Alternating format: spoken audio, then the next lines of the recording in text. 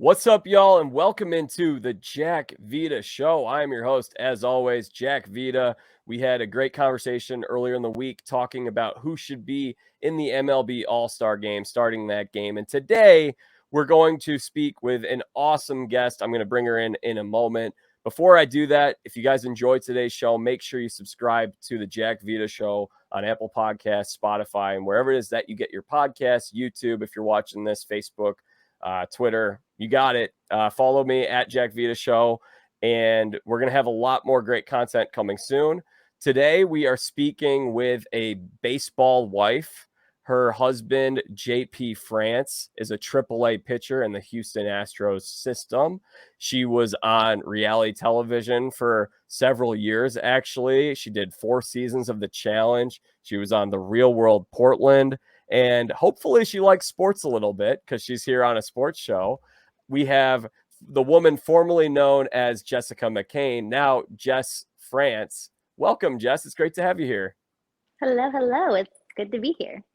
So how are you doing, first and foremost? Give people a little update on what's going on in your life, because I'm sure the people who are listening, well, I'm sure we got some people who did not see you on TV. We'll talk TV later. But what have you been up to since we last saw you on TV?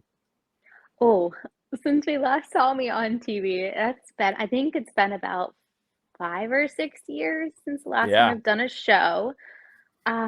Since then, I was, cooking in Manhattan Culinary School, worked at the #1 restaurant in the world, worked in Aspen, the Hamptons, and I met my husband, JP, and baseball just kind of carried us away together. I quit my job and got a remote job, and we got married, I think 9 months after we met. Or no, we got engaged 9 months after we met, got married 7 months later, and here we are, and we're now pregnant and having a baby.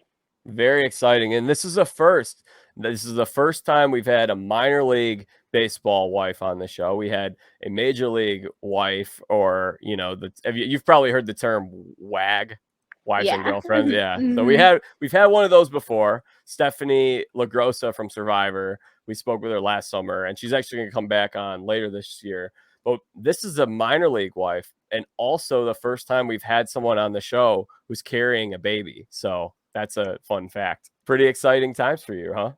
Yeah, I mean, I tell everybody life moves so fast. It's crazy. It just is. JP and I have been together for, I think, 3.5 years now. And in that time, we've, met, got engaged, got married, having a baby. We're all the way in AAA now. When we met, he was in high A, and he didn't spend a long time at each place. This is the longest we've been, at a level here in AAA, and he's just crushing it right now. But it just happens so fast. Just everything just happens so quickly, in the baseball life. How did you meet? She's already laughing. Okay. So, you want the real story? You want the story we told our parents? So funny enough, I was coming home from Aspen because I was going to go ahead and work out there after leaving 11 Madison Park. And I came home for a 2-week visit to visit my mom and dad. And my mom made me go to this baseball. I mean, she literally picked me up from the airport and made me go to this baseball game. And I was like, I hate baseball. It's hot. The game's going to be like 1,000,000 hours long. And why? We don't even know it. We don't know anybody. Why do you want to go? I just didn't understand the appeal of going to a baseball game. I had fun. And then I think it was a couple days later, my mom was giving me a hard time. She's like, you work too much. You're always working. I mean, I was a chef. You work all the time, it's just what you do.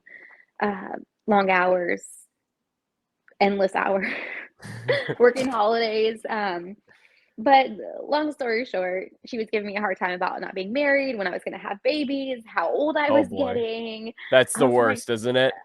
It is, because I've heard it my entire life. Your eggs are dying. When are you going to get married? You're never going to find a husband if you don't XYZ. I'm like, can't. And at that point, I had just come off of a really horrible relationship, and so I was, I was over it. I was like, I'm just gonna work my life away, and like I'm just done. I was just done at that point. But she was teasing me, so one night I just downloaded Bumble. I was like, "You want to see what is here?" Because she was like, "You need to date somebody at home in Fayetteville, so that you can be close to mom and dad." I was like, "Look what's here," and went to the web. I was like, "No, no, no, no, no." And then I saw JP's picture. I was like, "Okay, he's cute." Okay, she goes, "Well, you're not going to talk to him." I said, "Hi," because like on Bumble, you have to talk first. Like the girl has to message first. So I just said hi, and he was like, "Hey, what's up?" And then we just chatted. Just I was like, "I'm in town. I with my parents. I just need to get out of the house." Like it was just he was bored and wanted someone to hang out with, and I was bored and wanted someone to hang out with. Like neither one of us was looking for love. We were just looking for someone just to kick it with and hang out.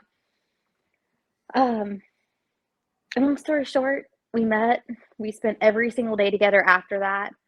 And I had to leave to go see my dad. And I was like, "Is this just like we had fun and like this is done? Or like what is this gonna be?" I'm a grown woman. I just wanted to know, what the deal was.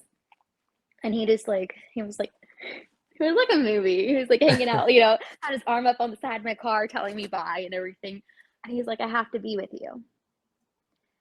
And I went home that night and I told my parents. I was like shouting. It was really early in the morning. Um, I was like, "Mom, Mom." I was like, "I met my husband." And they're like, "Okay." Like, I dated a lot, not,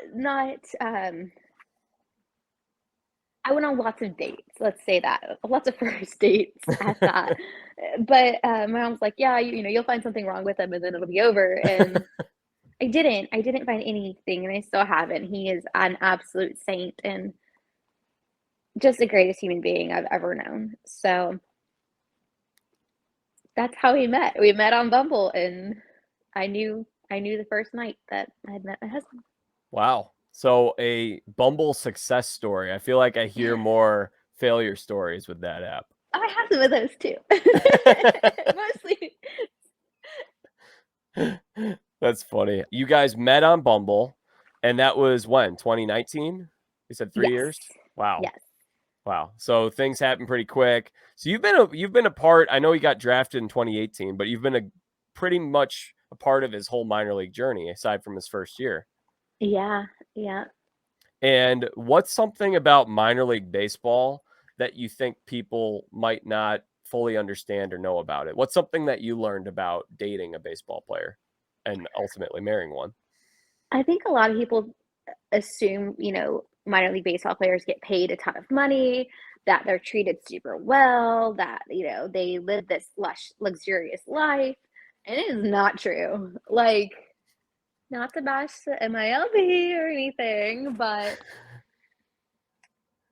they share, you know, small rooms. They have this was in high A, which I'm sure is better accommodations than other, previous programs. But you have two grown men sharing a bedroom, and their beds are like 2 feet apart from each other. And that's a good case scenario. They were in nice apartments, but you're still sharing a 2-bedroom apartment with 4 men. And the food in Fayetteville was good, but like if they go visit other stadiums and stuff, some of the food that they serve them, I'm like, they serve you this food and expect you to perform like a professional athlete. Like, what is happening? And then What are they let's not giving even. them? What kind of food? It was at what stadium was it? I don't know. We were at a visiting. We were the visiting team at a stadium, and I brought some of the boys home because they didn't want to take the 2-hour bus ride back. It was quicker if I drove, and they brought me out. They're like, "You want some food? It's the least we can do for you driving." I was like, "Yeah, sure." They brought me a taco, and it literally tastes like someone punched like a tortilla out of a yoga mat and put dog food in it. Like it was so bad. I was like, "You're joking." Like Oh, this is what they're serving you guys. It was like worse than any school lunch I've ever had. And I was just in shock. It doesn't get better though. Like double A, oh my goodness. The Hooks have banging food. Like, I mean, it was incredible. And in AAA too, it's really good. So, but I think So that that's a big misconception is people think that they just like, you know, are kicking back and, you know, flying in private jets and eating fillets and stuff like that. And it's not the case. They're, you know, the pay is very minimal and the sacrifice and struggle is huge. have you seen the movie Bull Durham? I have seen almost every baseball movie. I think that might have been a requirement to marry my husband from my father-in-law, but yes, I love the movie Bull Durham. Do you feel like it's pretty accurate to minor league experience? Aside from like the Susan Sarandon stuff, because that stuff's like weird. I think parts of it can be, yeah. I think a lot of movies that kind of showcase minor league life can be accurate in some parts. I mean, you know, there's a Instagram called Minor League Grinders. So if you really want to know what minor league is like, look at that. I mean, but it's just everything happens so fast and we don't have any control over it. We could be here today in this apartment and, you know, me being, you know, 2 months pregnant, they could be like, oh, by the way, you know, France, you're getting traded to the Dodgers. And I have to pack up our entire life, make arrangements with my work, and drive all the way out to California. Like, that's my life. That's my job. My husband calls me the glue. He's like, you're the glue. You hold everything together. I'm like, I try. But minor league life is just so unpredictable. It just, you know, you're kind of like a pawn in a game, and you just have to go out there and give it your all every time, but also expect, like, when he got moved from AA to AAA on Father's Day last year, they let him know right after the game, hey, France, pack your stuff. You're you know, you're going to El Paso. That's where they're playing. And it's just crazy how life just picks up that way. So you mentioned that you had to watch all these baseball movies. What were your favorite ones that you saw? Oh my goodness. I feel like they all blur together. Bull Durham is definitely one of my favorites, though. Okay. I'll run through some names. You can give me a thumbs up, thumbs down. Major League. I feel like I've seen that one. And they That's the just like, Cleveland Indians one. can't Charlie remember. Sheen. Charlie Sheen is in it. No? Okay. I feel like if I started watching them again, like I'd be like, oh yeah, I remember this one for this reason or whatever. But like I love sports movies. I really like the movie 42. It makes me Oh, cry every yeah. single time. Every That's a time. I great was on a one. plane not too long ago. I was like sobbing my eyes out. But I love sports movies, whether it's boxing or baseball or, you know, whatever it is. But the baseball movies are extra funny because you get to live through some of those experiences. My favorite is Moneyball. Have you seen Moneyball? I have. Oh, I love that movie. It might be my favorite movie ever for that matter. It's so good. Yeah, there's so many good ones. I'm like trying to think of titles off the top of my head, but my brain just doesn't work these days. Field of Dreams is another one. Yes, yes, yes. When they did the Field of Dreams game in real life, like I don't know why, but like watching the commercial for it made me cry. I'm like, oh, it's so beautiful. And that was before pregnancy. So but now you're probably crying a lot more now. Stuff like that make you cry? No? I think I cry less. Oh, Um, interesting. I definitely cry because I don't feel, you know, having battled with everything I've battled with in pregnancy the first few weeks, I've definitely cried a lot due to not feeling well and being scared. I don't know, maybe the tiredness just kind of takes the extra emotion out, but I definitely do cry. I'm a very warm, heartfelt person, so there's never a So lack of tears. you said you didn't want to go to this minor league game with your mom a few years ago. You said you hated baseball. You thought it was boring. Do you enjoy baseball more now, at least? I enjoy watching my husband pitch. Some of the girls think it's really funny because I still don't understand fully. Like the game, I'm like, hey, hey, when do we get to go home early if we're up? And they're like, when we're at home. I'm like, okay, but it's like the eighth inning and we're up. Can we go home soon? They're like, no, the other team has to bat first. Like I just learned this like last week. Like my husband makes fun of me. I'm like the referee. He's like, that's an umpire. I'm like, whatever. Like things like that. I'm still trying to understand, but you know, when your friends, you know, boyfriends and husbands do well and they're excited, I think that creates a lot of excitement as well. So it just depends. The games are still really long. Minor league baseball. So, I mean, I obviously love baseball. I had never been to a minor league game prior to last summer. And when I went, I thought it was really fun. Thought it was really cool. Like, typically, they have some fun promotions and stuff like that. They really try to make it. I think they tend to do stuff in between innings that's sometimes gimmicky, but it's entertainment. They want people to come out, and there's something about it that I like about it. And same thing with college baseball too, for that matter, where it's kind of like you strip away the glitz and the glamour, and it's like if you love baseball, you're gonna have a fun time and enjoy it. It's just like pure baseball, is the way I describe it. Yeah, absolutely. I can see that in the in betweens innings, games and things like that sometimes are really funny. They do one here where they put like they put what are they called, like floaty ring floats. Yeah, Like, I guess a donut float. They like yeah, stack them on top of people and like make them run all the way down to the line and come back. And people usually fall and they're just like bouncing everywhere. So there's a lot of funny ones like that inner they do. tubes. Yeah. Exactly.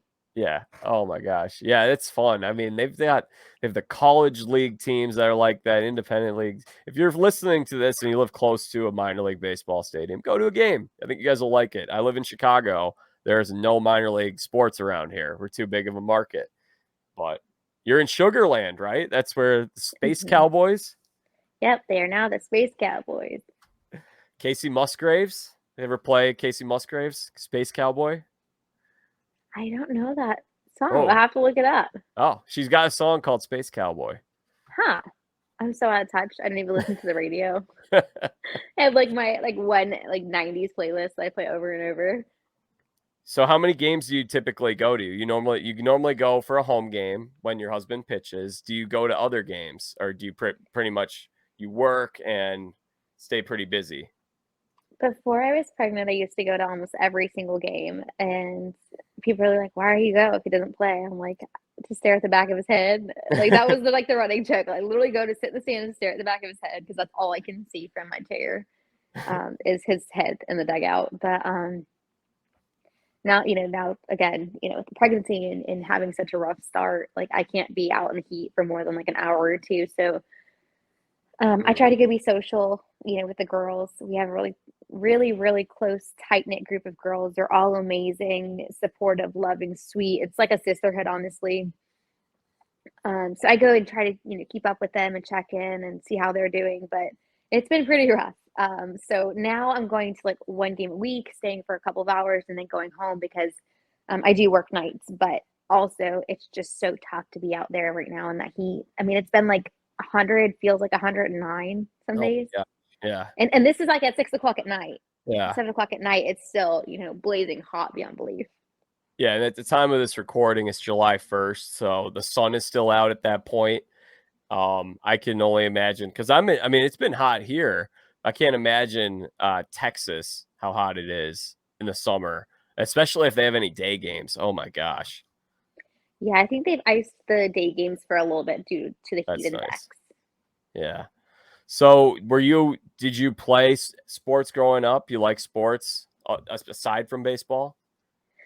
Yeah, actually, when I was a little kid, t-ball, and then when they did mixed co-ed baseball, and then softball, and then as I got older, they tried to put me in soccer. I hated it.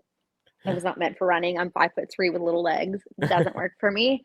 Um, I did dance, tap, ballet, jazz, um, taekwondo, like literally any sport you can imagine. If my parents let me try it, I tried it. I played street hockey with, the boys across the street when I was a little kid. I used to love playing flag football because I was like smaller than everybody else. Of course, all the dudes and my brother would make me the quarterback. He'd be like, okay, you're gonna grab the ball and you're just gonna run. And I'm like, okay. And just like take off running. Um, what else? I mean, I was really big into dirt bikes when I was younger too. I loved riding dirt bikes. Anything that got me outside and moving for the most part. Tried tennis, not a great tennis player, not that coordinated. Um, and then throughout high school, middle school I played volleyball, which I loved. But then I was ready for something different, something more challenging. And so I was a cheerleader for 4 years um, in high school. That you mentioned the dirt bikes. That was a great episode of The Real World when everyone that you guys went to some dirt bike track and people are kind of trying it out and you were in your element and everyone was just like so surprised. They're like, I can't imagine. This is so weird. She's great at this. Yeah, it's funny that you say that because my husband just thinks that I'm this tiny little delicate flower, and like I'm like, I wish you knew me. Like I wish you knew me. I'm glad he doesn't know who I used to be, but at the same time, like I don't think he realizes how tough I truly am. And maybe those blinders are kind of on because, I'm his wife. He feels like he needs to protect me at all costs. And now that I'm carrying his child, it's even more so. But I'm like, I'm tough. And all he sees is like this little chihuahua like, "Arr, arr, arr." Like he just sees me as this little tiny feisty thing. And I'm like, no, I walk off of buildings and I ride dirt bikes and I run kitchens. Like I'm a barracuda. And he's like, okay, puppy dog. Like, he just treats me like this little like delicate person. So it cracks me up when people, look at those things and say, "Oh yeah, that was amazing. Like you're wild." I'm like, tell my husband that. Had he seen you on TV before he met you? He's never watched He's any of the never shows. He watched. refuses to. He's like, I don't want to see it. I Would think you like him to see it or would you I prefer he not see it? I would like him to see the good parts. But like if he saw somebody calling me names or arguing with me, he would get upset. Like it would hurt his feelings. Like I know that sounds really silly and like maybe a little soft, but I think men No, men I don't are think so. allowed to be soft and Why, he's have protective feelings. of his wife. Very much so, but very in a very silent way. He's not going to be that guy, at the bar that's going to go up to somebody and be like, "Quit looking at my wife." Right. He's just going to like step in front of me and make sure that I'm, nobody harms me or touches me or spills drinks on me or you know what I mean. He's a very Yeah. silent protector. So, I mean, that's something that you went on the show when you're 21, right? So I can't imagine that you thought a whole lot about, yeah, this is going to be a show that's one day going to be on Paramount Plus and people could just binge it and watch it whenever they want to. And I'm going to have one day I'm going to get married. My husband might want to watch this or maybe he won't want to watch it. My kids could someday watch this. Like that's something you never thought about, right? Definitely not. I don't think any 21-year-old with an opportunity like that really thinks, about things like that. And for me, that was 10 years ago. By the time my kids are grown enough to start questioning that, I think I don't even know where, in 10 years from now, where technology is going to be, but who knows? I'm sure they'll find it somehow. They'll find all the bad parts and be like, Mom, you said bad words. And be like, yes, I did. Yeah, that's a great point. We don't know what this is going to be. Like, what is the next evolution of these streaming apps and YouTube and social media? Because we weren't thinking about that 10 years ago. We didn't think that there'd be basically, we'd be done with DVDs. We didn't think that. I mean, I think, like, I talked to Clarence Black from Survivor Africa, and he was talking a little bit about how, he was on the third season of Survivor back in 2001, and now it's 20 years later, and kids at school will, like, make fun of his kids for the stuff that he did on Survivor. And it's just like, he's like, I was 24 when I went on the show. I never thought that this would live on forever kind of thing. I thought that'd just be Yeah. it. People move on. I guess I kind of feel that way about my presence on the show because I didn't do as many shows as other people. And some people, like I did a Challenge Mania event with Scott, and people came up to me. They're like, "Oh my goodness, I'm so glad that you're here. You are my absolute favorite." I'm like, "What?" Scott's like, "I told you, people remember you. People want to see you. People want to hear from you." I'm like, "Are you sure?" Like, yeah, he was just so crazy that people actually like were impacted by my minor role in the Bina Murray Productions and MTV series. You just don't realize your impact sometimes, and I don't know. I wouldn't say that I'm done forever. I would like to do, I would love if Portland did a reunion or something so we could all Oh, be yeah. together again and stuff like that. But who knows? Who knows the future, of the brand? I'm not really sure. Well, the All Stars is now on Paramount Plus, and I haven't gotten a chance to watch. I watched the first season of All Stars. Haven't gotten to see 2 or 3 or watch your girl Naya on there yet, but I'm excited to.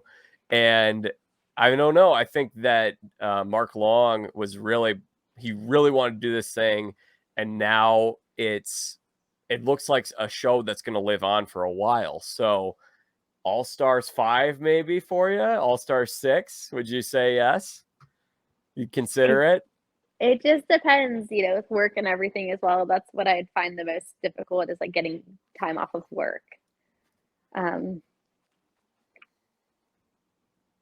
I think I would consider it, especially with some of the challenges that they do. It's not always heights over nothing like it used to be. That's my biggest fear is like the heights part of it. But I mean, they asked me to do, I think it's All-Star original series, and I said no. I kind of regret that. Was that 2 years ago, like 2020? Oh man, I've only been called a couple times over the years, so it's hard to like. They called me for Bloodlines. It's hard to keep track because they don't tell you when they're calling you what it's for. They're like, Right. "Are you available? This month, yes or no?" And then like they disappear, and then they come back, and they're like, "Okay, can you film this date to this date?" Yeah, and then they go away. Like, it's such a strange process. I mean, I'm sure it's changed since I've been exposed to it, but the old process was really weird. So you went on the first season of TV that you were on was The Real World Portland in 2013. And then you did Rivals 2, Free Agents, X's 2, and Rivals 3. And those seasons ran between 2013 and 2016. You mentioned Bloodlines. That was sometime in that stretch. Was Bloodlines one so I'm trying to refresh your memory a little bit because you're saying it all blends together. So was that one that you said, no, thanks? Have they called you since Rivals 3? Were they like, was it something where they were calling you right away? And then after you maybe said no a couple times, like, okay, we're not going to bother you anymore. Was it something like that? Yeah, I kind of felt like that. I did say yes to Bloodlines, but we didn't end up getting picked for it. And then I think I got like one call after that, and like I made it pretty public I wasn't interested.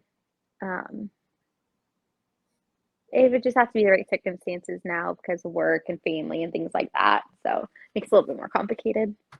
Well, Dario told me, because he was on around the same years that you were on, and he said his first season was Bloodlines, and then you guys were both on Rivals 3, same season, and then he did the next couple seasons after that. And he said when he first got on the challenge, he was like, it was so much fun.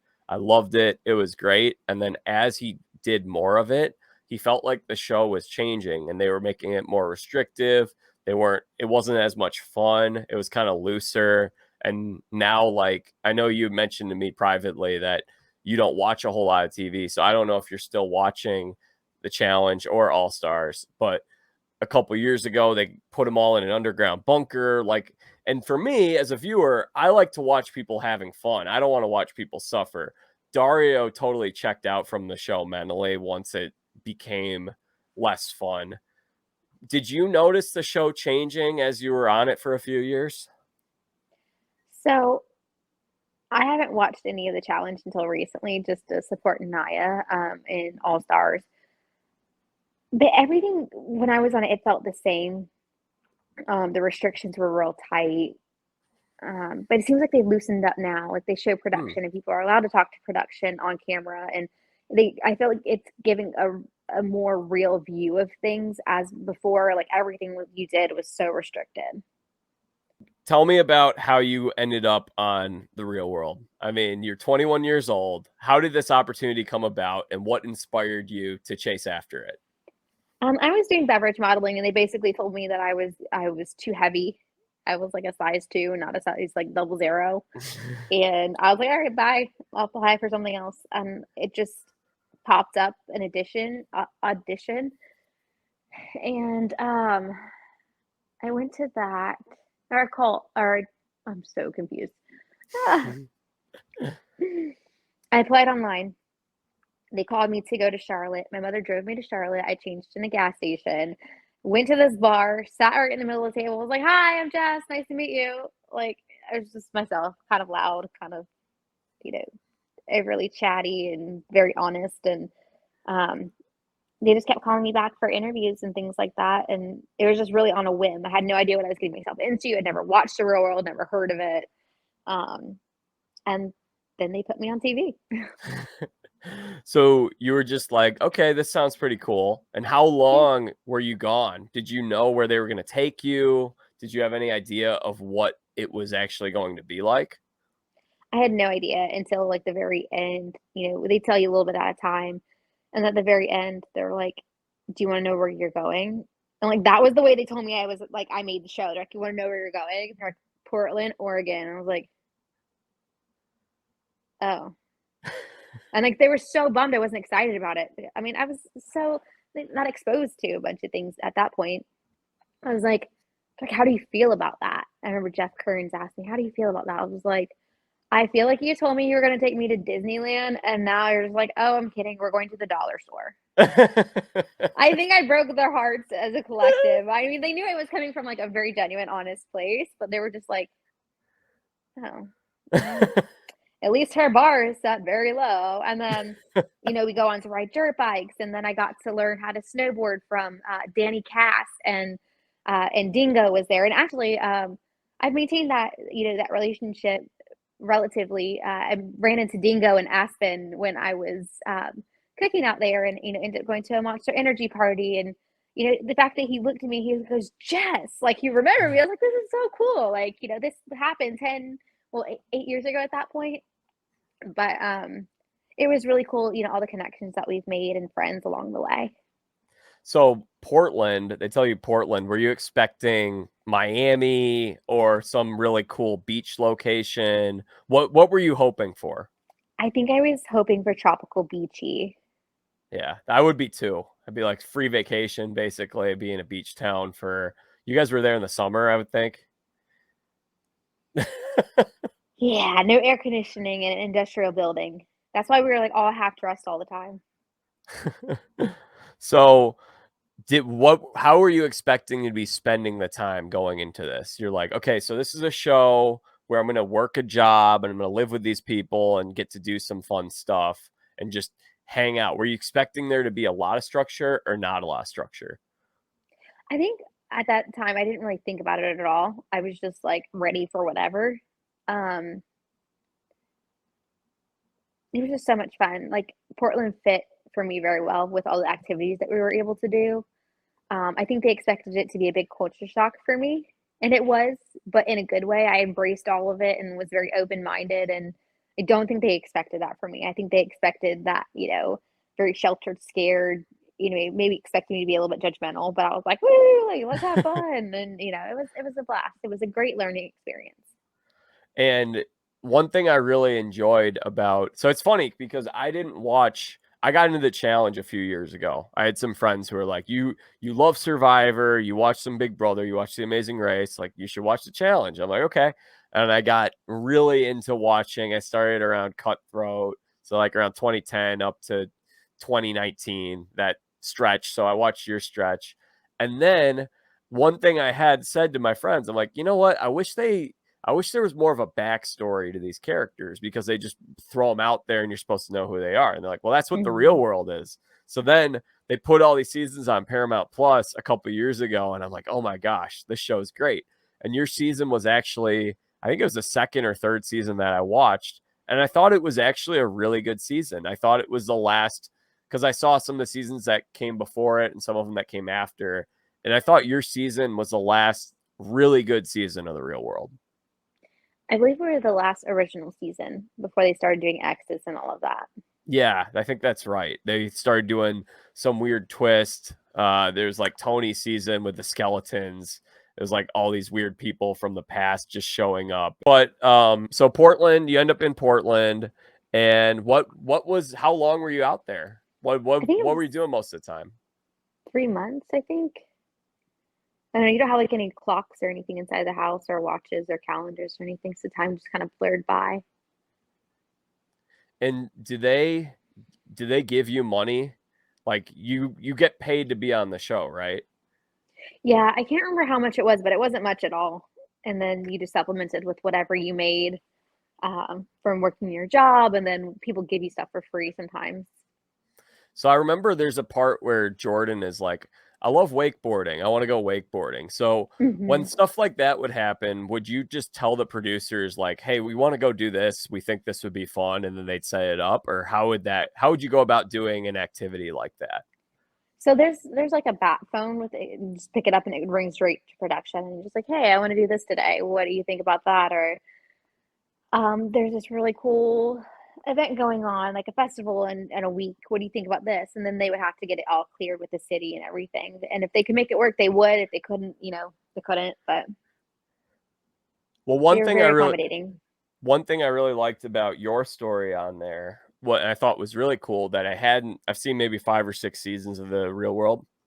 I don't remember seeing this on any other season, was your story with Marlon, where you guys are like, we want to go to church. Like, church is a big part of our lives, and we haven't. I would think you probably weren't going right away, and it seemed like okay, I want to get to church, and they were showing you guys going to church and talking about there was some spiritual conversations that you guys were having, and I really enjoyed that. I thought that was really cool.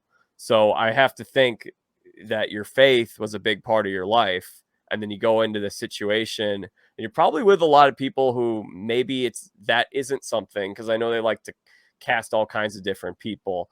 So tell me a little bit about that. It was definitely interesting. I think people expected, a Christian to be judgmental, and there's some negative connotations attached to that, but I wasn't. You know what I mean? Maybe it wasn't the best example of a Christian, but I think Hey, that's we're the all a best. work in progress. I think that's the best way to be, though, to be real. People saw my struggles. People saw what I dealt with and how I handled things, and I think um, it's such a stressful environment. I think that day that we really needed church, we really needed Jesus, we needed that unity, and it was such a deep spiritual connection, and such a beautiful way for us all to connect. You see, different groups going and trying things that maybe they never would before, or maybe something that they are all interested in. And that just happened to be one for us. So it was really nice to be able to bring that into focus and give glory to God in that way, especially on Absolutely. such a secular outlet. Like, it Yeah. was really cool, like, to show people like it's okay to love Jesus, you know, and not be perfect. I think that's a great way to put it, because obviously this is not a Christian show, and I think there are probably less people who work on the show that are Christians than are not Christians, and I thought they were extremely fair, and it didn't seem like there was any kind of slant or bias. Like, it seemed like they told your story fairly. I agree. I do. Yeah. Did you feel, one thing you mentioned is like, if your kids ever watch the show or the shows you've been on, you would like them to see the good parts. Now, Yeah. you're on the show for 3 months. They've got hours and hours and hours of footage. And then there's a total of what, 10, 20 episodes. And we're only seeing for like, I mean, 3 months is a long time. That's 12 weeks. I can't remember how many episodes were on your season. Was it like 12? Was it? I think so, 10 or 12. Yeah. So you're seeing an hour of each week, and we're getting some kind of a story. There's so much that we're not seeing. Did you feel like it was a pretty accurate representation of what was going on? Do you feel like people got along maybe better than the show led the audience to believe? What'd you think about that as a viewer when you went back and I watched it? I think it was all very accurate. Very, very accurate. I mean, like, 24 hours a day, yes, but like 8 to 12 hours you're sleeping, maybe like 3 hours collectively out of the day you're eating, and then the rest you're just like trying to figure out what to do with yourself. So, like, I don't think they missed. I think they got all of the meat and potatoes of everything for the most part. Did you ever get bored at times? Where you just like, oh, that looks like, oh, yes, I did. You spend like 90% of your time bored out of your mind figuring out what you're going to do next. Like, that's where all of the drama comes from, is I think people being bored, and alcohol. Is there any producer manipulation you think where they're like, "Hey, this is a good idea. You should do this," and then that person, no, none of that? Not really, but in the interviews, they'll be like, um, we noticed you were in the room when, you know, Naya and Avery were disagreeing on a topic. How do you feel about that? Or we noticed you looked a little upset. Can you explain? I'm like, what? I was upset? No, I just have like, you know, a resting sour face. Like, I don't know what you're talking about. Like things like that. That's the only way they would kind of like lead you into comments. And, sometimes there was like kind of producer led responses as far as a situation. They would kind of recap a situation for you, give their input on the situation, and then ask you how you felt about it, type of deal.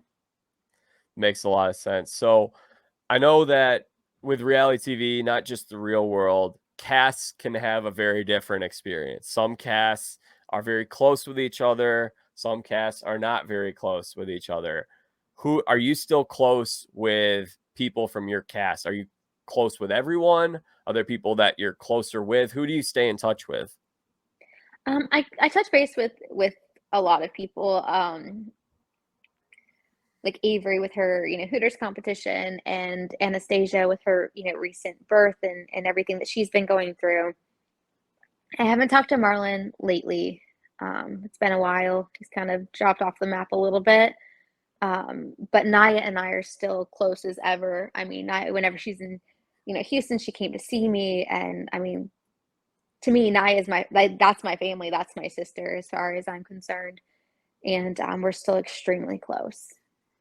I know you and Naya are very close, and Naya had some fireworks on the real world a little bit. She got into some drama. I feel like we didn't really get to see as much of the warm side of her on the show. But tell me a little bit about what is it about Naya? Because she sounds like a great person. We just only saw more of the, fireworks on the show. And the thing about that is it all started because one of my castmates, Johnny, physically pushed me and was screaming in my face off camera. The cameras were taking, the night off, and then drama happened, and then they rushed up on it. But they didn't get the full abusive, crazy, awful situation that happened before Nia went off on him. So that was coming from a place of love, but also a place of anger. And then they had their own issues that kind of built in between that. But it initially started because she was protecting me. And Naya is a protector. I always call her the protector of people. I'm like, you are the protector of people. That is, whether you want it or not, God has chosen you to be the protector of people. And she does. She protects people, in so many ways. And nobody got to see that side of her because they saw a defensive big sister lioness, Naya. And people chose sides, because they didn't get to see the full reality of what actually happened and what sparked that true issue. So I think that's kind of one of the ways where a situation or edit is kind of skewed, but you couldn't really help it. They couldn't really tell the backstory without us explaining. And in the moment, you don't explain things like that because you don't realize how it's going to be edited. But Naya, she's so loving, so caring, incredibly intelligent, has a beautiful, wonderful family, has a great relationship with her parents, has so many close friends that absolutely adore her. She's such a strong individual, but she's also a very soft individual. And I think you get to see that on All Stars, how tender she can be and but yet fierce. We know that she can be fierce, but also we get to see what I've seen over the past, 10, 11 years is my sweet Naya. So I'm happy for her that she's able to show that side, and that production is kind of showing that side of her as well. That's very cool. The thing I have noticed from following some of you guys on social media is there was drama with her on not only the real world, but also the challenge. But it seems like everyone who maybe she beefed with, they seem like they're cool now. Like it seems like everyone likes Naya in real life. That's Yeah, I what think I've you grow up. experienced, what I've noticed, I'd say. I think you grow up and you change, and you realize the things that you were arguing over were really silly, and then you just kind of move forward. Well, and also I would think being on one of those shows could be an anxious environment. You might not feel most comfortable, and that could bring out, especially if you're anxious and you're not sleeping, that could bring out another side of you. And then, like you said, when you're telling a television story and there's only so much time to show everything, you might not see all of the good stuff. Absolutely. It's like being in a high school environment, no matter how old you are, you go back, it's like being in high school, and then the conditions are extremely uncomfortable. From what I remember, the food's not that great. The beds feel like, like little loaves of bread that you're sleeping on, like little pieces, it's just tiny, like jail mattresses. And so being uncomfortable, then being in a very toxic environment as far as the people, and then not being able to have the support of your friends and family, it's a lot. It is. So the food, is it catered to you? What's the food? Yeah. Yeah, I remember just like it coming in like 9 pans, and just it always made me sick. I always would eat like cheese and ham, or for if we ever had any fruit, things like that, because the food always made my stomach hurt. And tell me a little bit about, you mentioned everyone in the cast except for Jordan and Johnny Riley. Now we'll talk about Riley a little later, but tell me about Jordan. I actually talked to Jordan the other day. Me, Naya, Jordan, and Nehemiah were all on FaceTime because Nehemiah and Jordan were with Naya. And it was fine. He was just like, "Hey, how are you? Congratulations, Mama." And we just haven't had a chance to reconnect and be close again. But he's been very positive and sweet towards me over the last, times we've spoken. He, messaged me when I got married and things like that. So I don't think we've had a chance to be close again. But he's, no animosity there. As far as Johnny Riley, I don't, I don't know. Like, Not getting a Christmas card from you. Say definitely not. that. At least not with any nice words on it. I just feel like the last time we were on a season together, you're a grown man and you hated me all this time for absolutely no reason. And you had a chance on Rivals 3 to be my partner. You had a chance on Rivals 3 to work with me and work through whatever issue you have, your ego, your issues, because it's not mine. And I was very open and forgiving and loving and kind. And he just completely smashed that and was just abusive in verbal nature. And just his behavior was absolutely atrocious. And there's never been an apology. There's never been an explanation. So as far as I'm concerned, like I couldn't care less if I never saw him again. I don't reference him. I don't, for the most part, unless asked. There's no love lost there for me. However, when it is brought up, I do feel some type of way about it. Because at some point you just have to grow up. Like we're adults. We're not 21 anymore. I mean, we were adults then, but I don't know. Some people just. So you guys were partnered. We'll talk about it now. You guys were teammates on your last season, Rivals 3, and you made mention of it, of how he treated you, and it came across on the TV. We saw it. I mean, it was pretty evident. To me, it felt like someone who just sort of in sports quits on their team. Like that's kind of the vibe I got from it. Is that accurate? Yeah, definitely. I would say he's a quitter in that regard. Like almost like he was throwing a fit. Like he didn't like his teammates, so he was like, "I'm out." He mentally. I don't even think he showed up. Once he knew that I was his partner, I think he quit showing up. And Yeah. I mean, I've shown that I'm not a weak competitor. Unfortunately, I have been dealt a hard deal when it comes to challenges being paired with people who don't like me. Like seriously, Yeah. every single season I've been on has been with somebody who did not want to work with me. And then every season, like free agents that I had, rotating partners or individual, I did excellent. So I think that's created a label for me, like I'm not a good competitor, but that's not true. When you've been dealt, look at the people that I was paired with and their ability to overcome obstacles, and then tell me that I'm a bad competitor. Like, I feel very passionately about that. Well, yeah, it's funny because I was looking again, I was just making some notes of your season. Three of the four seasons you did, two of them were rivals, and the other one was an X in terms of X's and rivals. And in Did Dustin get injured or something like that? Did he or was that a different season? Like he slipped and hurt his ankle or something like that? Or I'm thinking of someone else. He gashed his leg open on one season. Yeah. I don't Yeah. remember So what even in that case, now you have a wounded partner. And so you didn't do well on those. Anastasia made a really grand entrance on on Rivals 2. And of course, yeah. So you didn't you were out pretty early on all three of those, but then free agents, as you mentioned, sixth among the women on that season.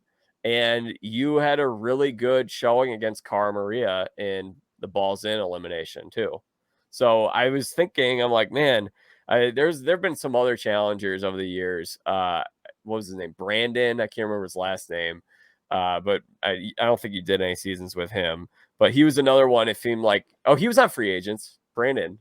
Yeah. It felt like he always had really bad luck. I think you were a victim of bad luck several times on your run on the show. Unfortunately, that did put a bad taste in my mouth of wanting to go back. It's like, why do I want to continue going back if you're not going to let me either play my own game or give me a partner that actually wants to be there? I mean, not to throw shade on anybody. This was 10 years ago, some of it, and some of it was 6 years ago. Yeah. We all our mentalities have changed now, but at that time, it just felt like my partners were quick to give up because they didn't like the circumstance. Now, Dustin, we tried. We just couldn't get it together. I mean, when we were doing the one with the board where you had to stack the board up and down, our board broke. I don't know if I think it was my wrist came out of it or something. All I know is he was heavy and he fell on top of me and it hurt. And then, instead of restarting, they were just like, oh, well. Like when Johnny and I did the one where we were hanging on those swinging bars over water also, originally they sent Dario and them home, and then they made us all come back and they sent us home. I'm like, what is the deal? Like, I know we were up there for longer, but they still sent us home. So did you enjoy being on the challenge? Did you have a fun time? Or, I mean, 3 of those seasons seemed like they would not have been particularly fun. I had a lot of fun connecting with other people. There's a lot of off-camera moments that you don't get to see. Me being close with Anissa, me being close to Cara Maria, things like that. Definitely do enjoy your time there at some point. Who are your closest friends from the challenge still? Who you keep up with? Really just Naya, that I can think of. I've talked to Cara and, Polly a little bit here and there. I mean, I always adored Cara as a person, person to person in real life. Like, I always enjoyed, being around her. She's lots of fun and silly and goofy, just like me. Brittany Baldy, she was, she came to my wedding as well. That's really all I can think of right now. Is Leroy as funny as he seems like he is? I love Leroy. Leroy's hilarious. He was one of my favorite partners, and he's super funny and he's very genuine. Oh my gosh. I love Leroy, and I didn't watch the last season of the challenge, but I watched the season before that, which was his farewell tour on the challenge. And I'm like, can Leroy please finally win? It would be so great if Leroy could finally win one. Instead, always a bridesmaid, never a bride. He's so close, never gets it. It happens. Politicking is hard, and playing is hard. Let's see what else. So I'm curious about the challenge. They give you a lot of Under Armour gear, and I don't know when they started doing it, but they were definitely doing that during your seasons. Yeah. I'm wearing Under Armour here. I love Under Armour apparel. It's so comfortable. Do they give you like a bunch of the polyester, like soft shirts? Is that what the jerseys are? Are they like silky? Yeah. Mm-hmm. They're that like sweat wicking, or if it's cold, they would give you cold gear. Big old huge duffels, like full shoes, tank top, sports bra, swimwear, like everything. That's one thing I really do miss. Big Under Armour fan. I still wear it to this day. I still buy it. Unfortunately, I have to buy it on my own, but that was definitely one of the greatest perks of being on the show. Unfortunately, now my my Instagram and everything has been hacked and deleted. Otherwise, I used to use that for connects to do promotions for products I believed in and reach out. Like one time Under Armour gave me a big discount code, which is Oh my gosh, I'm jealous. I would love to have all this Under Armour gear. So they give you like, was it like they give you like 2 pairs of shoes and like X amount of stuff each season? What was that like? It was really cool. Everyone would get in a circle, like once we got in the house and like rummaged through our bags. And then it was just like an open market trade. Like, I'll give you 2 pairs of shorts for your pair of, cold gear leggings, or I'll give you this bikini for those shoes. And, or, sometimes you get shoes that aren't your size by accident and people just like try to trade around and trade up and down. And my favorite was when people would leave and they would leave some of their stuff behind. I was like, okay. Just take it. Yeah. I mean, I would absorb it. You left it in my room. You're not coming back, and I'm never going to see you until like, years from now. It's mine. So that sounds pretty fun. I wonder why they never showed that. I don't know. It's really funny. It's like a thing that happened every single season. You just like sit in a circle and like just start open market. Open market. I mean, I would think Under Armour would love to have that on the show. Just the promotion of all the Under Armour stuff. Maybe Yeah, MTV deemed it they weren't paying enough to get that much maybe they're product really weird placement. about brands. They like put gaff tape over everything. Yeah, I was watching one of the old seasons and someone was wearing a Pittsburgh Steelers jersey and like he has to duct tape over like the team name, the logo, and the like player's name on the back. Production actually takes everything out of your bag that is branded before you go. You have to like sign a waiver saying it's okay for them to rummage through your stuff. Interesting. So if like I wanted to design a t-shirt, if I was on during your era of the show and I created like my own t-shirt and wore like Jack Vita brand, whatever, would they let me have that on there? I don't know. I don't know. They would probably, you'd have to clear it with them beforehand. Like Johnny Bananas does all his stuff. I don't know if they let him do it.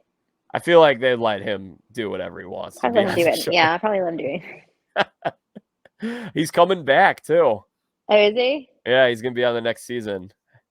He was a great partner too over heights. I was really scared when we had to like slide the pole in and out and make it across the wall.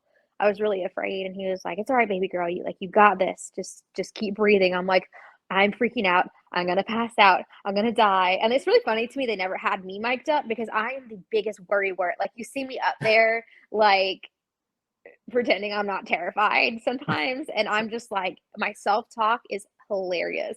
Like when they lifted us up, when Johnny and I were doing the thing where we had to jump bar to bar, and I'm holding my hands like this. Sometimes I do this when I get anxious to release my energy. I just go, oh, and I just squeeze as hard as I can. I go, okay. But I'm like sitting there on the edge, of this thing, and we're not locked in or anything. You're just literally sitting on the edge of a riser, and I'm like swinging my feet, and I'm like, all right, I'm a big brave dog. I'm a big brave dog. And I was saying some other words I probably should have been saying. and I just like kept repeating it over and over again, like pumping myself up. And I'm like, I'm gonna die. I'm gonna die. Oh my god, I'm gonna die. No, you're not gonna die. Lord Jesus, please don't let me die. Like this is like this like inner monologue in my head and this commentary. I'm like, I'm so glad they don't hear that. But now I'm like, I wish they would have, because I think I would have cracked up laughing at myself if I would have heard half the things I said while I was competing. So Johnny was a little more encouraging than Jordan was. Absolutely. And Leroy too. Leroy was great. He goes, my favorite was doing the car races where we had to do the backwards tricycle too. Yeah. Zoom down in the cars. Leroy's like, before I even got out the car, she was halfway down the runway. Like, I think that impressed a lot of people that I could run, even though I'm short and thick. Like, I could still, I had it in me to hustle. But he's so great, so calm, so directive. We just worked really well together.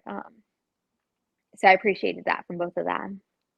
Do you have a favorite individual accomplishment or moment from your time on the challenge? Yeah.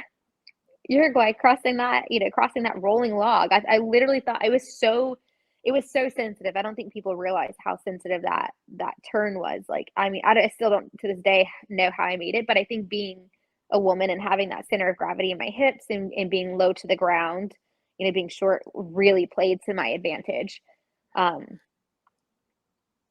I think that's why Camilla and I both did so well, is because we're, center of gravity is in our hips and we're small and we're nimble. And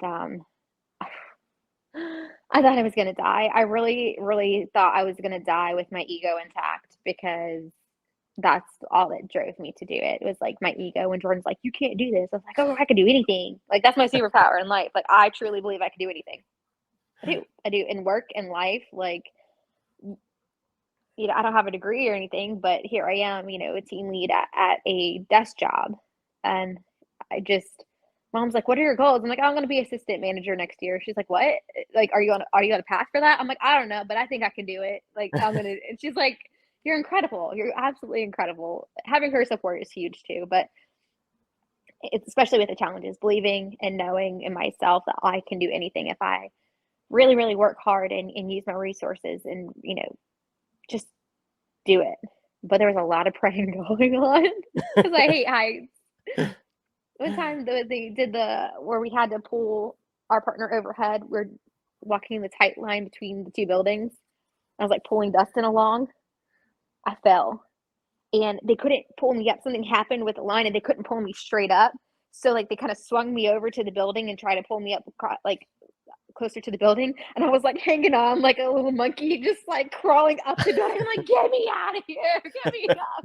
I was so scared, like scaling the wall because I was so scared they were going to drop me. Oh my gosh. That was probably the most terrifying moment of my entire life. Yeah, I would be really scared just doing that stuff, anything that requires a crane. And I'd be like, so my life is in someone else's hands here. If they screw this up, I'm gone. That would be such a hard thing for me to do. But I guess that's also a way that you can trust God a little more. Yeah, Perhaps. I mean, I had to. I had to trust Jesus and some man to put this thing together. So that was great. When you got that and you proved Jordan wrong, that was a fun moment. It was I think it was like the first episode or second episode too. I love that. I love proving people wrong. Jordan it was funny because on that season, his whole story was like this guy who's very cocky and he keeps failing at everything. And then he tries to were you still there when he threw himself into the elimination? Were you still there? Okay. I wasn't. But you probably enjoyed watching that on TV. He's fun to watch. He's definitely fun to watch because he's very very daring. I think Jordan and I are very similar in that regard, that no matter what odds are stacked against us, especially him with his hand, he doesn't let that be a factor. He doesn't let that be an excuse. We both truly believe that we can do anything regardless of what's set against us. And he's even more impressive in that regard, given his physical state. And he's using that as a platform, to encourage other people and other, children.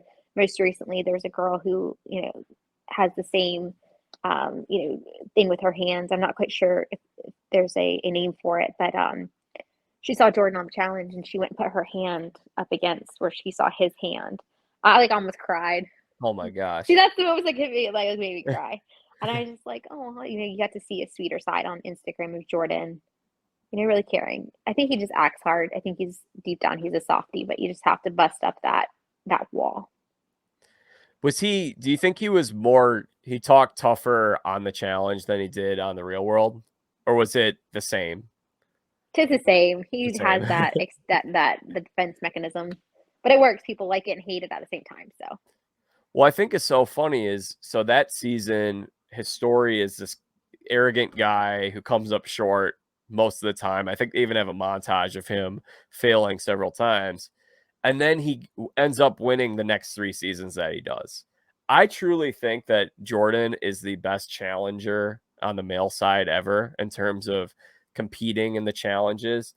Who would you take if you could pick one male to win a challenge? You're betting on someone to win, maybe not an elimination, but a daily competition, and your life is in their hands.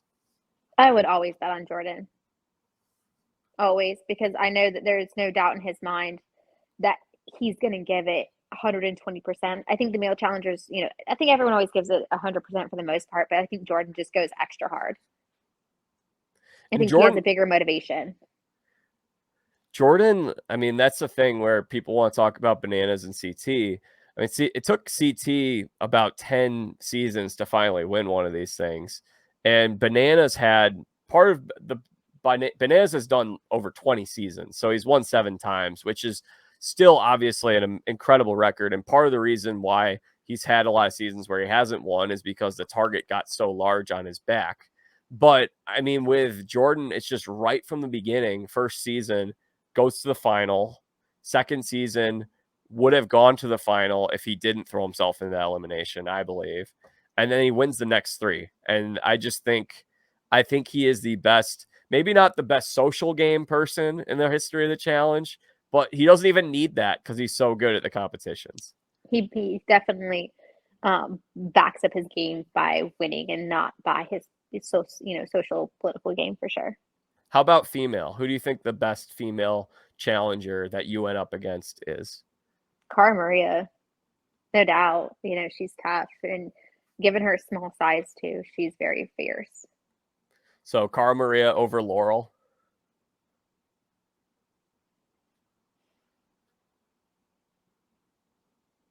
Yeah. I mean, but Laurel's a lot bigger than Cara too. Yeah. They're just completely different. Yeah. Both equally great in their own right. But I think personally, I still have like this, not chip off my shoulder, but like unfinished business in a way with Cara. Like, I like her as a person, but also like I wanted to just destroy her in our last round. Like, that's one of the moments I'm so proud of because everyone looked at me like I was just gonna roll over and die. And Cara's like, she put up one heck of a fight. Like, I was surprised. And her being regarded one of the best competitors, period, female or not, it was really cool to go up against her and show people like I am a force to be reckoned with. So I'm gonna give you this. The next season, the rumor is it's called the Challenge Ride or Die. I don't know if it's going to be a team of 4 people or a partner thing, but you're partnered up with your friends. So I'm gonna give you a chance to build your dream team. So it's a team of 4. So you get 1 female and 2 male competitors on your team. Who are you taking? Naya? Definitely Johnny Leroy. Female wise, Cara and I didn't do too well together as a team, mostly because she hated me at that point. I think if at this point, Cara and I would get along well and we'd crush it. I love Naya. She struggled a little bit, but also I think our size difference would be an issue at some point.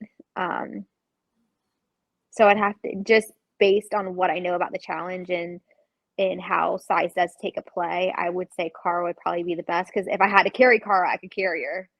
If we had to do something where, I had to be in contact with Cara at some point, I think it would be fine. Like, she wouldn't be too tall for me to reach her, or she wouldn't be, like if I had to carry her, I wouldn't be dragging her and the dirt, things like that. Like when I had to carry Anastasia, that was really tough because she was so tall. It just made it really difficult, when you're 5'3" and you're carrying someone who's like almost 6 feet tall. So in that regard, yeah, it would just have to be Naya or Cara, but Cara I think would be the best matchup for me personally. What did you think of TJ when he sent you and Anastasia off the show, and what he said to Anastasia? What was your first impression of TJ when that happened? I thought he was a jerk because you guys didn't get to see that we were out there, and then they couldn't get the pools filled, so they kept us out there for more hours. It was hot. We didn't have any water. We didn't have any food or snacks for a really long time. So she was hungry, so she smoked a cigarette. And like, that's what smokers do. They smoke a cigarette to curb their appetite sometimes. And we were starving. It was like 2:00 in the morning, and nobody realizes we were out there for hours on end before we actually got the challenge started. So I think he's a jerk for that. And also, like, they should have given us snacks. Did TJ make it up to you later? Were you like, oh, I really like TJ, or did you always feel that way about him? Jay, but I feel like TJ doesn't even know I exist. Like, I don't even know if he would ever remember me as a competitor at all. So I don't know. We'll give a little update here. So Jessica is now moving over to her closet because she has to charge her phone. So perks of not being live, right? Yeah. So we're back, and I was just gonna say, Jessica, you're so sweet. You weren't gonna badmouth TJ. What was something about the challenge that really you were not expecting that came out of it? Or how did, I guess a better question, how did being on reality television change your life?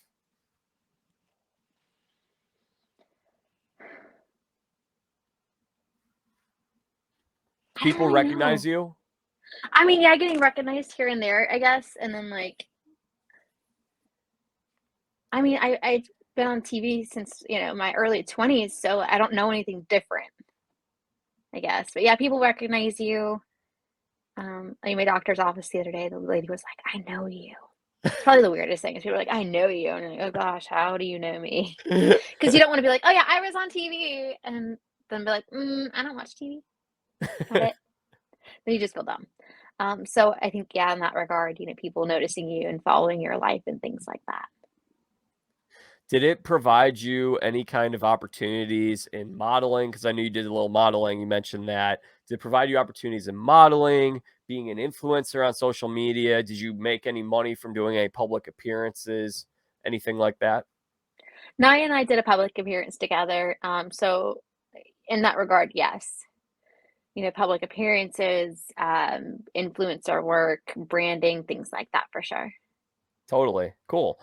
All right, Jess, I feel like we've talked everything we can about the challenge in the real world. I really want to talk. I'm excited about talking with you is your Christian faith. And we recently got in touch with each other. I started following you on Instagram recently, and I kept noticing, I'm like, wow, she's posting a lot of verses on here. And then, of course, I knew your story on the real world and how you were going to church on there. So let's just start at the beginning. How did you come to know Christ? I was raised in church ever since I was a little kid, so it's always been, you know, I've always been surrounded by it, just growing up in it. Did you grow up with like Veggie Tales, Adventures of Odyssey, that kind of stuff? Some Veggie Tales, mostly Rugrats. Sunday school, Oh Awana, yeah, Vacation Bible School. VBS, Sundays, Wednesdays, Fridays. Have there been certain points in your life where you feel like you've really grown a lot closer to Christ? I feel like there's a lot of peaks and valleys, just like any Christian walk. You find yourself at a low, and then you're like, what's happening? What's going wrong? What am I doing? And it's like you're not trusting God. You're not putting your faith there. Um, Most recently, when we unfortunately in October we had a miscarriage. Mm. Um, that was devastating. Losing a child's hard. Um, and through that hurt and through that pain, we never lost our faith. We never wavered. And I really feel like God was testing us in that moment. Um, I was talking to my friend Maddie the other day after church, and I was like, God, I feel like God's pushing me. Ooh.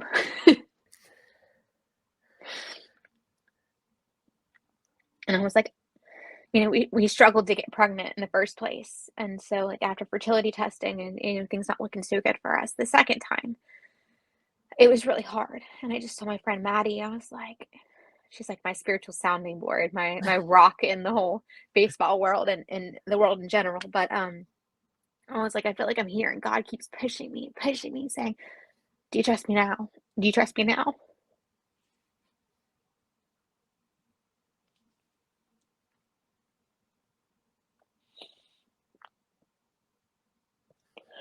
And it was so incredibly difficult to keep trusting through such a valley, a dark valley for me and for my husband. Um, if you followed my page before, we struggled with a loss. We struggled with infertility issues, and them, losing his genetic material at the fertility clinic the day of, my procedure, and that felt like another loss all over again. And then, fast forward here, now we're pregnant. It's been such a journey to get here. But I don't think we would be as strong in our faith now if we hadn't gone through all of that. And God, kept pushing me personally, saying, how much can you take? That's what it felt like.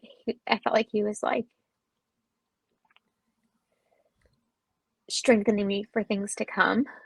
And then I said, I always try to find God in every situation. People try to find the positive in situations, but I try to find the God in the situation, because it may not always be positive from our point of view. And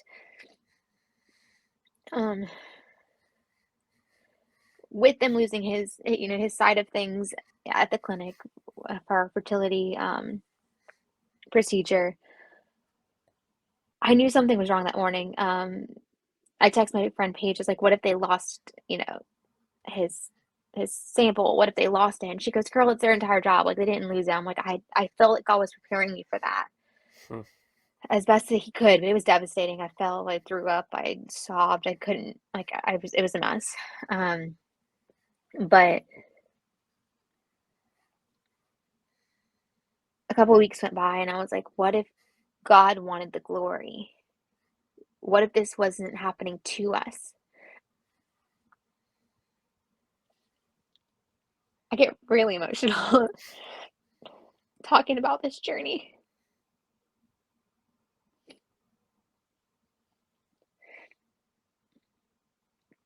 But I was just, couldn't help but think, can't get it out. What if this wasn't happening to us, but it was happening for us? And God really pulled it out, he wanted the glory in the situation. He wanted to bless us with this child. And I feel like he wanted to remind us that he wasn't failing us, but he was growing us. He was growing. I'm trying too hard not to cry. I'm like squealing over It's okay. Let it out. You're fine. You're in the trust tree here. It's all good. What if he wasn't happening to us, it was happening for us, because God wanted to take this despair. He wanted to take this moment of complete deflation and create a testimony through it. He wanted to take something that was so dear to our hearts, that we were trusting in science, and say, yes, I blessed these people to do this. Yes, I gave them the gift of being able to help people, but this is my story.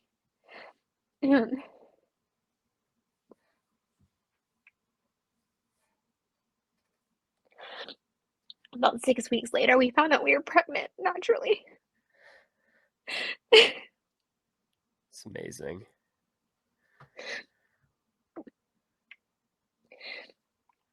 And it's just been the greatest leap of faith for us to just stop trying to, people were asking, are going to go back to the fertility clinic, based on what they said about not being able to get pregnant naturally. They're like, are you going to do something about it? I'm like, nope, we're just going to leave it in God's hands. And the voice in the back of my head was just like, what if God wants the glory in this? Not just part of it, but what if God wants all of the glory? And that's what it's truly been. This miracle in our life, and bringing life into the world has been just that, nothing short of God's, mercy and grace and his miracle. So this is probably in my 31 and a half years where my faith has definitely grown the most. It's going through loss and now pregnancy. Jess, that was beautiful. You're going to make me cry here. I'm like, I'm emotional now listening to that. What an incredible testimony. It's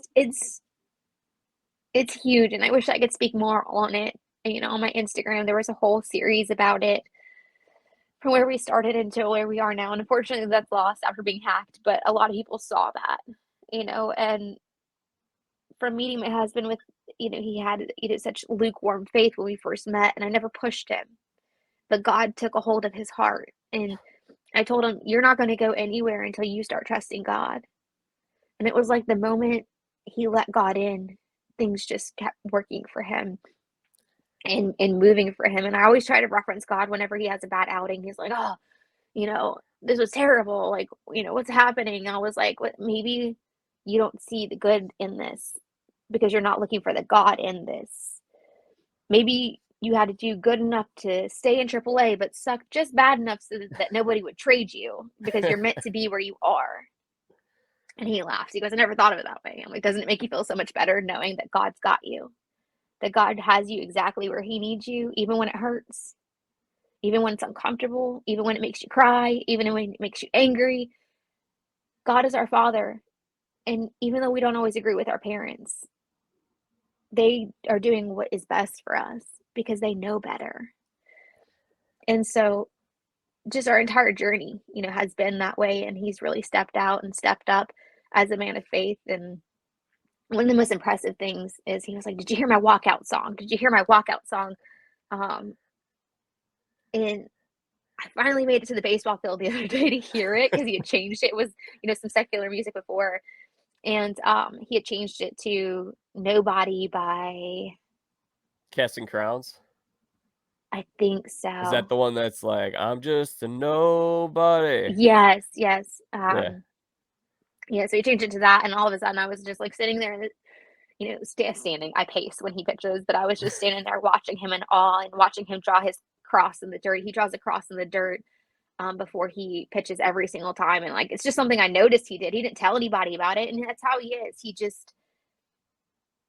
He maintains his relationship with God, and I never butt in because it wasn't my business.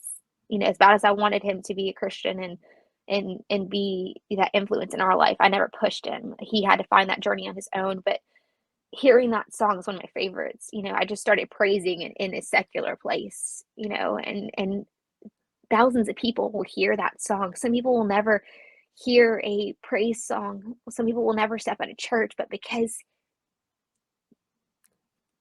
here we go with the tears again. let it roll. It's okay. I just can't talk when I start crying. But because he is there, somebody will get to know the love of Jesus through a simple song. Wow. Through a simple, drag of his fingers in the dirt, thanking the Lord for everything that he's given us. He's going to change someone's life. And I think with a platform, that's all you can really ask for, is a chance to be a positive example and a good vessel for Christ. I'm so sorry. I can't get a grip. Don't apologize. It's great. It's so authentic and real, which makes it all the more beautiful. Life is hard. Being a Christian is hard. And I don't think people realize that. Just because you love Jesus and just because you have this faith, it doesn't mean things are easy. The last 2 years of our life has been really hard.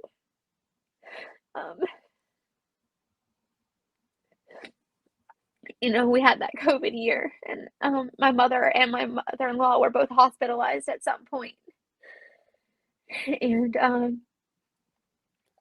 I lost my dog that I had for 20 years while my husband was gone. And I mean, like right after we got married, we got right back from our honeymoon, my grandfather passed away. And then, a month later I lost my dog. And then a month later, my mother-in-law was in the hospital. And then it just like every month, there was like over 12 events that month that were so tragic for us. And it was just so hard. And then we just rolled right into, the loss of a child and so forth into our, first year of marriage. But we never lost faith, no matter how much it hurt, no matter how unfair it seemed, no matter, no matter what. Maybe our faith wasn't as strong as some days. Maybe we didn't make it to church, all the time. But God comes through. I always say God is in this. No matter what, God is in this. And I truly believe that. No matter what you're going through. Sorry. No, it's great. Don't apologize. And I just think it's such a powerful testimony. It's so cool to hear about. And I'm sure that there are people listening to this right now that are hearing this and it's impacting them. Yeah, God works in mysterious ways, but he also works in his way. And So someone who's listening to this would hear you say, being a Christian isn't always easy. In fact, it's hard sometimes. So why do you choose Jesus then, Jess? because I know deep down in my heart that God is the way, he is the truth and the light, and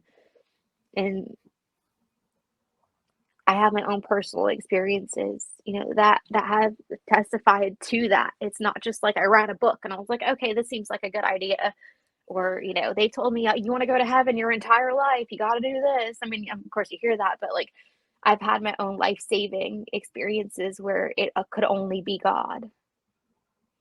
Like humans aren't smart enough to string these types of events together and make these things happen. Like it had to be God. So I think we all have those, experiences in our life at some point when we open up our hearts to Jesus Christ. We experience those supernatural, moments, and we know beyond a shadow of a doubt there is a God, and he does love us, and he is for us, and he is in this always. Amen. I mean, for me personally, I am someone who, similar to you, grew up in the church, prayed a prayer to accept Christ when I was 5 years old, and then as I aged, understood what that meant a little more. And I think around it was when I was 16, I made my full commitment where I'm like, I'm going to make my relationship with Christ my number one priority in my life. Because before that, I was just serving God when it would benefit me. I'd kind of do it Mm-hmm. on the side. And I'm like, all right, at that point, I'm all in. And the reason why I choose Jesus is because I believe it to be true, first and foremost. But secondly, like you said, I've seen God show up in my life in my time of need. And he gives me so much joy and peace and comfort and happiness through these hard seasons of life that are going to come whether you have God or not. And to me, I don't think it's humanly possible for me to walk through this life on my own and to be filled with joy. Because when I've tried to do it on my own, I've always come up short. I will come up short at the gates of heaven if I do not know him, because I can't do it on my own. And in addition to all of that, though, I mean, like, it's best for my mental health. And in fact, the other thing is, you and I can't remember if I even mentioned this to you, but I had to have my thyroid taken out. I had a rough few years myself. I had Graves' disease, and I had to go through the ringer where I couldn't exercise. I couldn't work. I just had to live at home with my parents after I finished college. And if I did not have a relationship with Christ, I don't know how I would have made it through that season. And I just know that people go through rough times. I'm sure there are people who are listening to this right now. You can have a relationship with Christ right now if you haven't, even if you've known Christ in the past or you went to church as a kid and you've wandered away from it and you haven't talked to God in a long time, or if you've never talked to him before. He wants us to reach out to him. He wants us to pick up the phone, and when we ask him to reveal himself to us, he shows up. He always shows up. I've had a lot of people in my life who have not shown up for me in my moments where I needed people to show up. God is there every single time. Absolutely. So anyway, Jess, that was so beautiful. I'm curious if you have any specific passages or Bible verses that have meant a lot to you recently or throughout the course of your life. I don't have one specifically. Actually, the parable about the mustard seed, I won't say I don't have one. The one about the mustard seed is really near and dear to both mine and my husband's heart. um, because I believe that our success first is rooted in our faith in Christ. And even if our faith is just, as big as a mustard seed, which is super tiny, which is also funny because when I got pregnant and I was like wondering how big my baby was, it was the size of a mustard seed. I bawled. I lost it. I ugly cried. I sobbed, and it was just made so much sense, at that point. Um, our whole testimony in that regard. So the mustard seed and having that little speck of faith, and has really meant a lot to us. And if you're struggling with your faith, or you don't have faith, or you're curious about faith, I strongly recommend, looking in the Bible and reading about, the parable of the mustard seed, because it's so huge.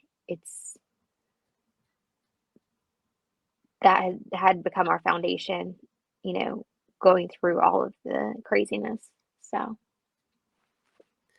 I think your story is such an inspiration, because I'm in a stage of life myself where I don't know where I'm going. I don't know where I'm headed. I don't know what God's going to do. I'm 27, trying to figure out life myself and figure out my 20s and when I get to my 30s and a number of things. And you guys are in a similar spot where you're in AAA right now. Would love to get that call to go to the big leagues at any moment. And you're going to have to be ready for it, but you don't know necessarily when that will come. But it's so cool to hear how through everything, all of the difficult hardships you've been through, and through some of the good things, some of the exciting things, that you're putting your trust and your faith in God. Because that's all you can really do, is control the things that you have the power to control. Do your very best and then trust God with the rest. absolutely, I agree with that 100%. So we'll be pulling for you guys, obviously praying for you with your pregnancy, and then pulling for JP to get up to the show. Hopefully it comes soon. I'm sure that would be an incredible, outstanding moment for you guys. Absolutely. Absolutely. We have a lot of exciting things coming up, and I just pray that is in our near future. The Space Cowboys are actually doing a gender reveal for us on August 5th. We're going to try to live stream it. I mean, unfortunately, again, not to beat a dead horse, but all my social medias are crashed. So, unfortunately, I can't reach those 36,000 followers that I had, but we're going to try to, put it out there for whoever can find my social media again, and live stream it from the field. We're doing fireworks. So Dad's hoping for a boy, but, overall, we're just hoping for something. It's a miracle that this baby is healthy and strong. So Absolutely, be praying for you guys. So I think something that we can both relate to is it's easy to overlook the now, when right now, you're going through a time where you haven't felt the best physically throughout your pregnancy, and you can't wait to have this baby and meet this baby. And then in JP's case, I'm sure he can't wait to potentially get to the big leagues. And yet God is still doing stuff right now. There are people right now that you both and myself, we all have the opportunity to impact and for God to use us.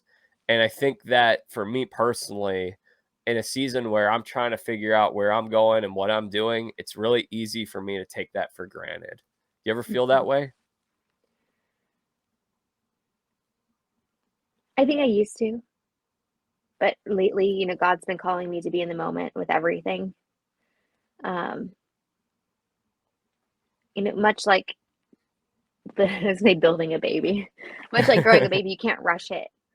And I feel like that with my husband's career, we can't rush it because God's timing is perfect. It's already been written, and we're just in the waiting. And sometimes I stop my husband. I'm like, dance with me. He's like, what are you doing? He's like, I'm tired, or I have things to do, babe. Come on. And I'm like, look, we have right now. And what if we don't have now ever again?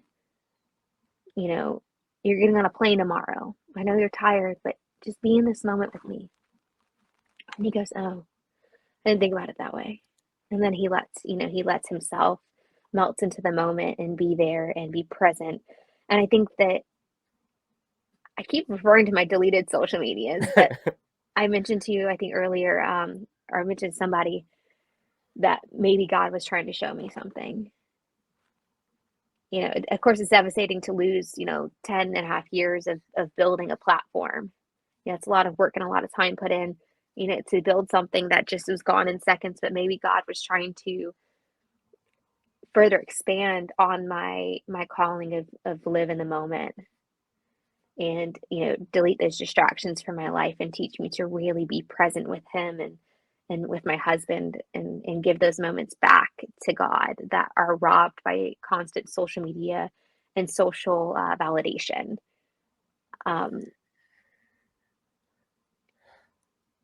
So I know I'm a little bit off topic here, but No, this is what we do on this show. We go everywhere. We talk about everything. but I just think in the waiting, we need to make sure that we're present, even though we are hoping for the next stage and hoping for the next level. We have to remember we have to crawl before we can walk, because those are building blocks to build God's future for us. So we do become anxious, without a doubt. We see our friends being moved up. We see our friends progressing. We're like, we want to be with them. Like, it's hard when you lose friends because they get traded or they move up or whatever the case may be. But I think God just is calling us to be in the waiting. I think that's a great place to be, because you're in Sugarland right now, Sugarland, Texas, and there are people around you right now that God wants you to have community with, and people that he wants you to encourage and uplift and pour into, and using the gifts that and the avenues that you both have, whether it be through baseball or with your job. God has you here right now. And hearing all this has just been great for me, because that's a way that I felt for a while, just trying to figure out. For those who don't know, I've been applying for jobs in this media space, and whether I get a job or not, I will get a job doing something. I'm going to continue to do this show, but I'd like to have something, because right now I substitute teach, and I do a lot of stuff. I live with my parents, and it's really like I just love to get to that next step. I love to be there. Mm-hmm. And it's like, but God has me here right now for a reason, and I should be thankful for that. And you said something else that I thought was so interesting about, a lot of people think, and I guess this would go along with the false teachers and the churches that teach the prosperity gospel of, if you have Jesus, then you're going to be blessed financially, health wise, everything's going to be sunshine and rainbows. And some people even present the gospel in that way. It's like, oh yeah, I came to know Jesus, and then I got $1 million house, and I got this great job, and everything happened. It's like they're treating Jesus as a good luck charm more than who he actually is as a savior and a friend. And I just thought what you said is like, a lot of people think that if you're a Christian, you're not going to suffer. Everything's going to be sunshine and rainbows. It's going to be great. It's like, well, look throughout the Bible and look at who suffered. Jesus suffered more than anyone ever could. He had friends betray him. He was crucified. He was spit on and mocked and made fun of. Went through the most amount of pain that anyone could ever imagine, both physical and emotional. And that, when we say we're Christians, that means Christ-like. It does not mean that we're going. So our Savior, who we are trying to emulate his behavior to the best of our abilities, he is someone that suffered worse than anybody. So we're going to suffer too, but we can take comfort in knowing that he has done that before, and that he'll be with us the entire way. Absolutely. So, Jess, this was incredible. Is there anything else you want to add to this conversation? No, I think we really talked about it all, and we really hit the key points and some high points and even some low points. But if there's anything that any listeners or viewers are going to take away from this podcast, if there's only one thing that you take away from this, just know that God is in this. And by this, I mean everything, every situation. Amen. So Jess, for those who may have missed it, she got her Instagram just totally wiped out. We need to help her build up her new following. So everyone go follow at the MTV Jess. It's right there on the screen if you're watching the video. Follow her on Instagram. She's a good follow. She's very positive. I was telling her this before. People right now, it just seems like if you go on social media, the positive, real people are the most valuable ones on social media. Because right now, a lot of people are fighting and they're shouting, and it's nice to have some people who have a clear head, but also are providing things of value and substance and worth and positive, and especially someone who's sharing her faith. So make sure you guys follow her. She's a good follow. How's that for a plug? Thank you. I appreciate that. Is there anything else you would like to plug or promote while you're here? That's it. I mean, just that's all I got. All right. Well, Jess, it was great having you here. Thanks so much. And maybe we could get JP on here sometime in the off season. Yeah, I'm sure he'd love that. All right. That concludes my conversation today with Jessica McCain France. What a treat she was. I wasn't expecting her to make me nearly tear up, but she managed to do that. And what an awesome story. I can tell she's got a great heart. So very much appreciate her time on the show today. And I hope you guys enjoyed all of the topics that we covered. Got into a lot of stuff. And hopefully you guys stuck around and listened to the whole thing. And if you made it this far, give me a tweet and tweet at me and let me know what you thought of this episode. My Twitter is at Jack Vita Show. Also, you can follow me on Facebook and Instagram at Jack Vita Show. And make sure you follow at the MTV Jess. We're going to have more episodes coming soon, more great guests. I'm sure we'll have more people from the challenge and the real world and Survivor. I know for certain that we're going to have a couple of Survivor contestants coming later this summer. Stephanie LaGrossa is going to come back at some point. She's got a new show coming out. Heidi Hamels from Survivor, the Amazon, is going to be on. So make sure you guys subscribe to the show, wherever it is that you get your podcasts, and follow me again at Jack Vita Show. Check out my website, jackvita.com, for more content. We'll be back next week with another episode. And until then, I'm Jack Vita, bringing the dancing lobsters.